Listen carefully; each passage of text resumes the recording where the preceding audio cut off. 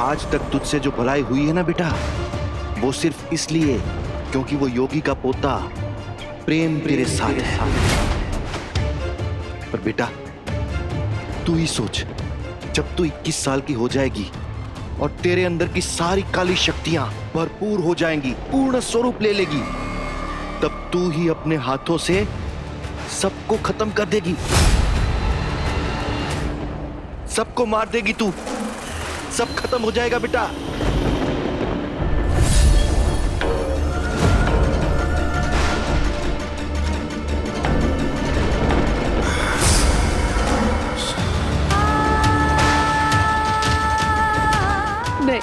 नहीं, नहीं, हम ऐसा नहीं होने दे सकते। हमारी वजह से पहले ही बहुतों को दुख पहुंचा है, बहुत चोटें खाई है सबने। बहुत नहीं, ऐसा नहीं होने देंगे हम। इसीलिए बिटिया हम ठीक होते ही तुम्हारे पास आए हैं, ताकि हम तुम्हें सच बता सके। उस प्राचीन शिव मंदिर के पुजारी ने हमें तुम्हें इस काली शक्ति से बचाने के लिए एक दवाई दी है, एक उपाय बताया है हमें। उपाय? हाँ, तो उस बुरी शक्ति को समाप्त करने के लिए हमें क्या करना होगा पता ही है हमें, हम करने को तैयार हैं। तो फिर तुम्हें जाना होगा और उस कुंडल को ढूंढ के लाना होगा। कुंडल? हाँ। कौन सा कुंडल? तेरा ससुराल, जो उस पुजारी का घर है। वो पुजारी प्रेम के दादाजी थे, इसीलिए वो शक्तियों से भरा हुआ कुंडल उन्होंने घर में कहीं छुपा के रखा है बेटा। तुझे वो कुंडल ढूंढ के लाना होगा बेटा। केवल वो कुंडल ही बचा सकता है तुझे अपनों का अंत करने से। जल्द से जल्द जा और कुंडल लाकर मुझे दे। हमारे पास अधिक समय नहीं है बेटा। पर इतने बड़े घर में वो कुंडल कहाँ होगा? कहाँ ढूंढे हम उसे? मैं कह रहा हूं ना। मेरा मतलब है कि मैं अभी जाकर वो पंडित जी के लिखे हुए जो उपन्यास है ना, उसमें कुंडल छुपाने की कहीं पर जगह है तो वो ढूंढने की कोशिश करता हूं। तू भी जा और तू भी पूरी कोशिश कर। तुम्हारे पास कल दोपहर 12 बजे तक का समय है। अगर तब तक हमें ये कुंडल नहीं मिला तो सब खत्म हो जाएगा, सब मारे जाएंगे दिव्या।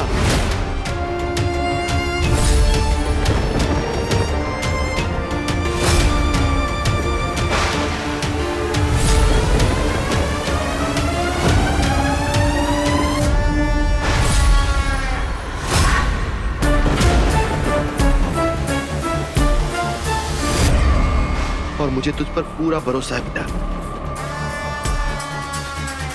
तुझे मेरी कसम, तुझे वो कुंडल ढूंढना ही होगा।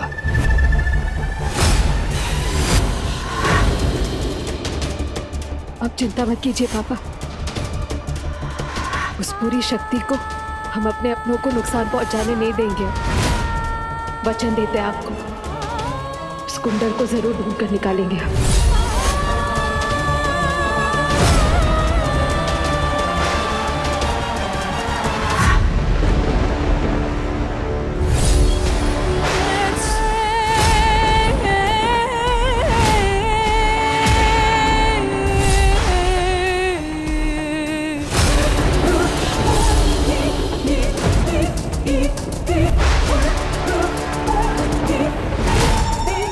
लोगों ने स्वर्ण मोहिनी को बचाया मुझे रोकने के लिए। और अब वही स्वर्ण मोहिनी मेरी सहायता कर रही है। कल दोपहर तक वो मेरा कुंडल लेके वापस आ जाएगी और उसके बाद स्वर्ण मोहिनी हमेशा हमेशा के लिए हो जाएगी आजाद, आजाद हो जाएगी मायावन के कैद से।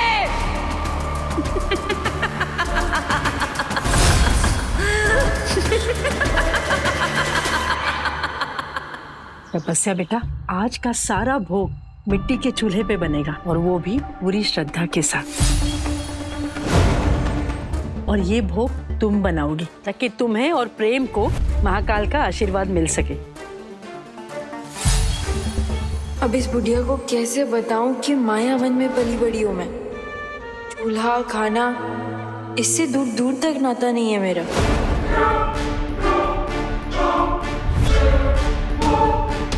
आप चिंता मत कीजिए माँ जी। प्रेम और अपने रिश्ते के लिए अगर मुझे आग पर चलना पड़े ना तो भी मैं चलूंगी। ये तो सिर्फ एक भोग बनाना है। मुझे तुमसे बिल्कुल यही उम्मीद थी बेटा। तुम इसे ले जाके ना बाहर ओसारे में रख दो, तब तक मैं मसाले देख के आती हूँ। जी माँ जी।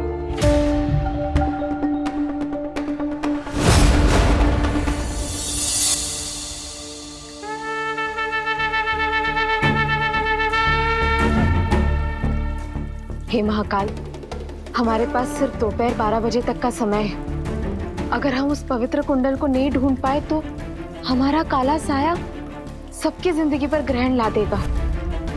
हमारी मदद कीजिए, रास्ता दिखाइए हमें।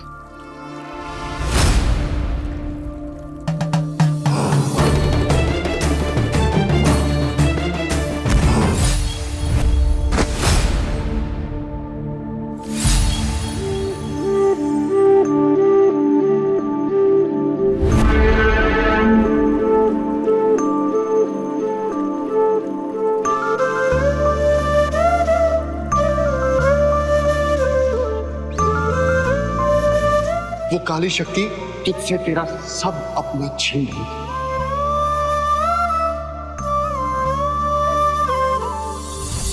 दूर रहो हमसे। क्या? तुम गिर रही थी, मैंने तुम्हें भी गिरने से बचाया। उल्टा मुझे ही तेवर दिखा रही हो। सॉरी, मतलब हमसे दूर रहने में ही तुम्हारी भलाई है। इतनी मेरी भलाई की चिंता है ना तो मुझे अपनी शक्ल मत दिखाया करो। पद्मा! जी क्या हुआ? आप इतने नाराज क्यों हैं? गुस्सा ना करूं तो क्या करूं? तुम्हारी आरती उतारूं? क्या हुआ क्या? बड़ी भाभी कह रही हैं कि तुमने तपस्या से भोग बनाने के लिए कहा है।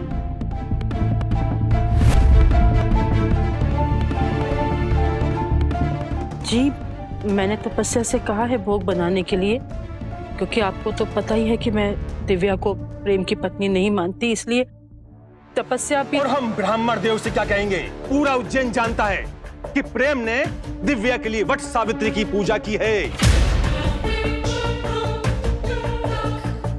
सही कह रहे हैं भाई साहब। प्रेम वट सावित्री की पूजा किसी और के लिए करता है और घर में भोग बनाता है कोई और।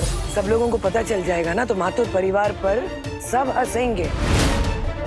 लोग चाहे हंसे या रोए, इससे अब मुझे कोई फर्क नहीं पड़ता, क्योंकि मेरे लिए प्रेम से बढ़कर, उसकी रक्षा से बढ़कर और कुछ नहीं। तुम्हारी इतनी हिम्मत